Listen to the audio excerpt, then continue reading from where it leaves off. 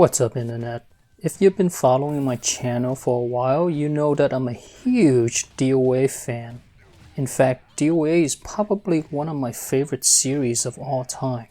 And in this video, we're going to take a look at all the DOA games that I've collected over the years. It's going to be a good one, stick around.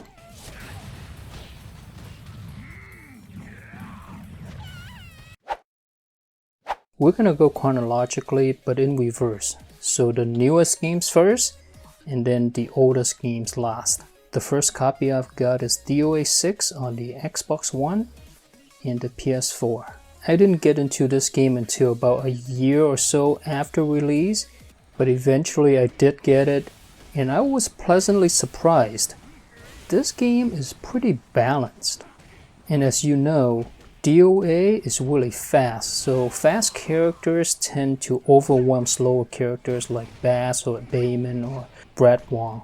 But with the new and improved sidestep system, slow characters have a chance now. Another thing that I really enjoyed about DOA6 is they simplified the fighting system. So if you're a beginner, you'll still be able to enjoy this game quite a bit.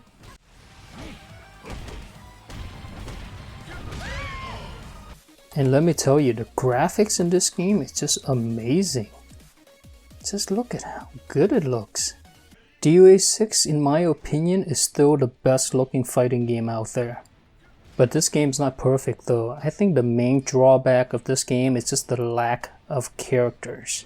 And also they kinda abandoned this game too early, I feel.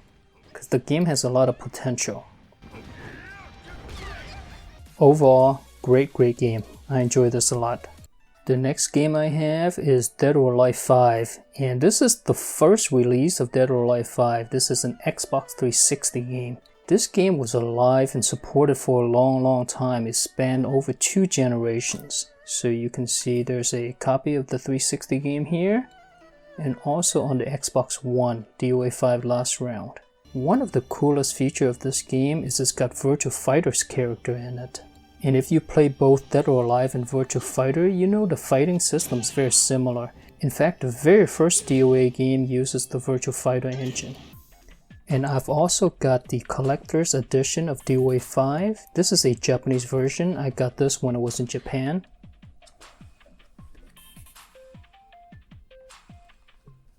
You know, I forgot what's in here. Let's open it up. Got a 14-day Xbox Live trial. Here's the game. And then it comes with a soundtrack.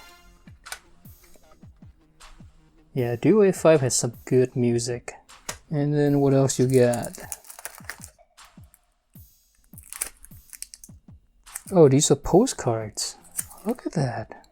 Oh, check this out. It's an art book. Okay, it's got stages. There's designer notes, characters and their costumes. Look at this picture. Kokoro's so badass. Check that out. The best thing about DOA 5 during its lifetime is the support that it got. It's got so many downloadable content. It's got so many costumes. And they're cool costumes too. Yeah, DOA 5 was a great game. Oh, there's more. Holy cow. What is this guy? Metal plate? What?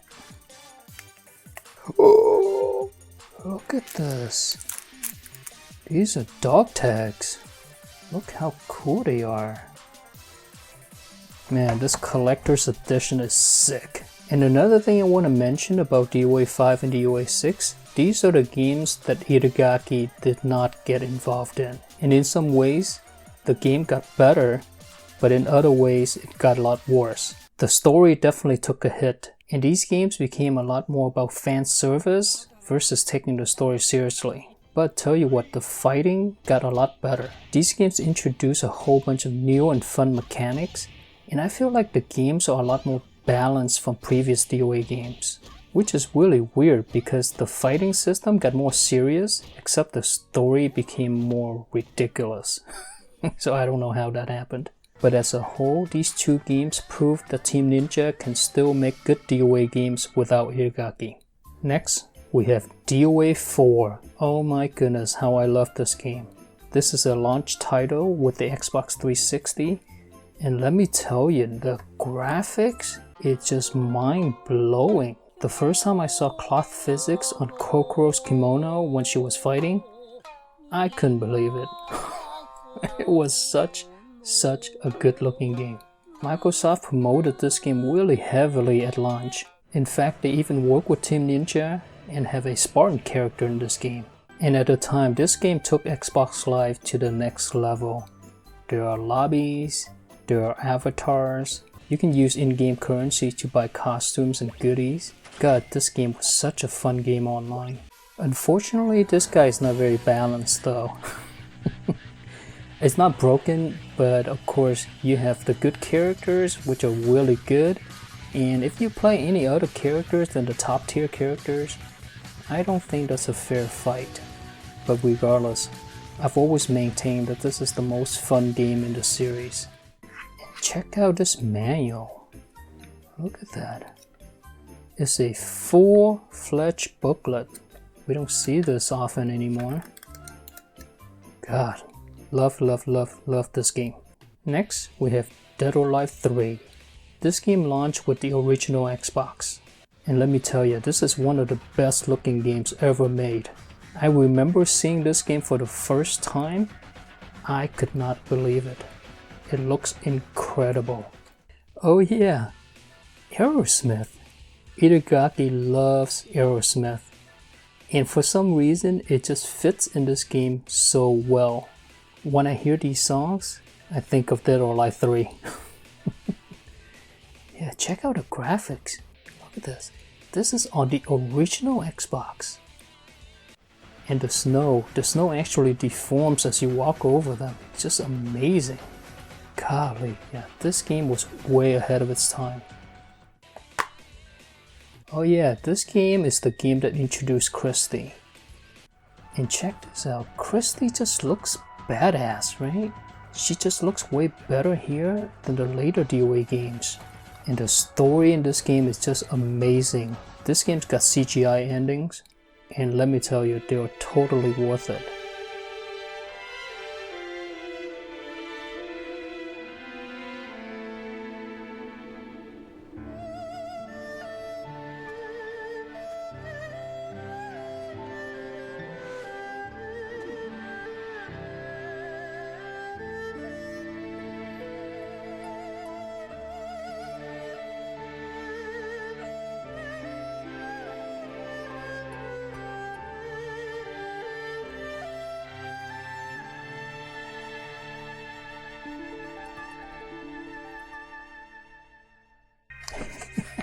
Look at this.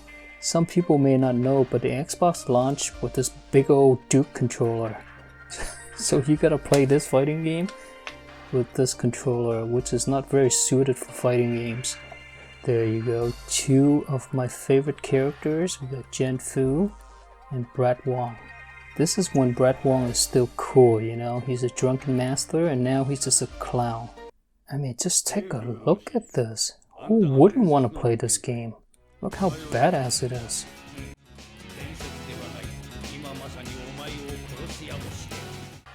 Honestly, this is the reason why I picked up an Xbox at launch for this game right here, Dead or Alive 3. Alright, so next I've got Dead or Alive Ultimate. This is a collection of two games actually, Dead or Alive 1 and Dead or Alive 2. And they remade it to work on the Xbox system. Again, you see Itagaki's love for Aerosmith.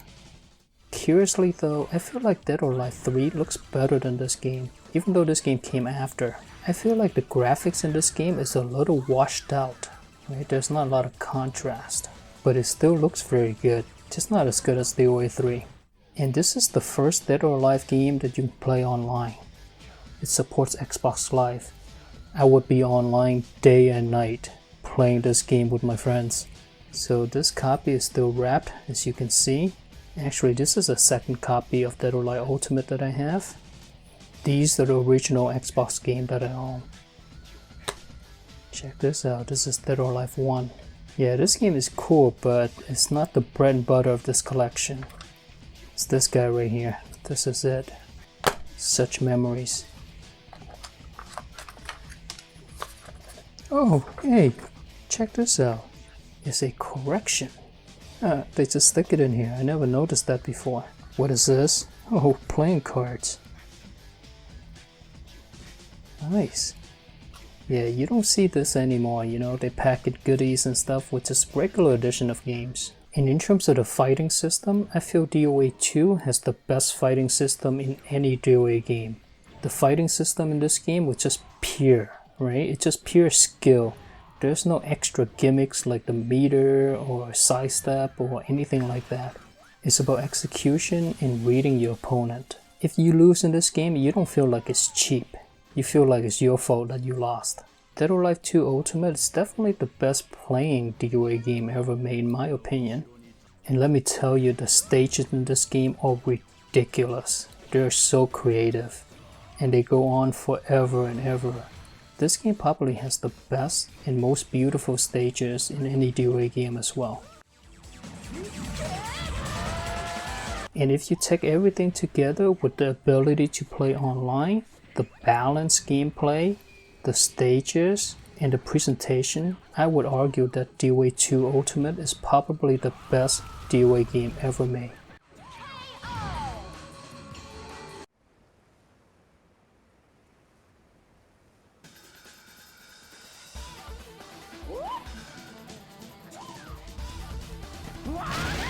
So yes, DOA2 Ultimate is my favorite DOA game ever. Ever. Just love this guy. And I've got a couple more editions of DOA2. So this is DOA2 Hardcore. This is for the PlayStation 2. This is when they include the complete move list in the manual. I didn't have a PlayStation as a kid, so I picked this guy up later. And check this out. This is rated teen. When was the last time you see that a Dead or Alive game that's rated teen? The title of the game even says hardcore. That's kind of suggestive, right? But yeah, back in the day it's different, man. Another edition of DOA2 is on the Dreamcast. This is the Japanese version. Let me tell you, the jump from DOA1 to DOA2 was just mind-blowing. I think this is the game where they introduced multi-tier stages. Here's the manual. The Dreamcast controller. It was a great controller for fighting games. You know, I think DOA2 may have the best story of any DOA game. I freaking love the story in DOA2. If you haven't had a chance to play the story in DOA2, I highly recommend it.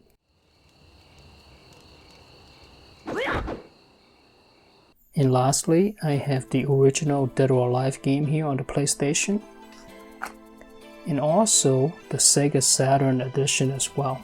I think Itagaki preferred the Saturn over the PlayStation. And this is the game that uses the Virtua Fighter engine. Yeah, it kind of looks like Virtua Fighter 2 as you can see. And if you don't know, the reason why it's named Dead or Alive was because Tecmo was in trouble at the time of going bankrupt. And the fate of the company depends on this game. Either they're gonna stay alive if it's successful, or they're gonna be dead. That's why it's called Dead or Alive. And as you know, Tecmo is still around today, so this game did its job. Alright, this is the PlayStation version of it. I love how the CDs on the PlayStation is black. Look at this. And this is the Saturn version of it. Whoa, what is this? What? Dead or Alive visual book for Sega Saturn. That's cool. What in the world am I looking at? The Sega Saturn was such an underrated system, you know. This is a receipt that I got when I was in Japan. Promotional DVD to you. Oh yeah. I remember the first time I've read about this game was in a magazine called Game Fan. And some of you OGs may remember that. Oh my god, I was drooling over this game. I had an N64 at the time. So I didn't have a PlayStation, but I was so jealous of the people who own a PlayStation that was able to get this game. Oh look, the PlayStation version has more characters, hot new costumes, and radical new moves. Oh, check this out. Available only on Dead or Alive. Beautiful women. It's rated teen. Look at this. It's rated teen. Age 13 plus. Beautiful women, guys. Let me tell you, the marketing for this game in the US, they really focus on the women. And of course I cannot read Japanese, but it seems to me that the marketing is about the fighting system. It's the newest 3D fighting game. So as you can tell, the marketing team took the game pretty seriously in Japan versus in the US. Alright, and that's it. This is my entire collection of Dead or Alive games. And if you've made it this far, thank you so much for going through memory lane with me.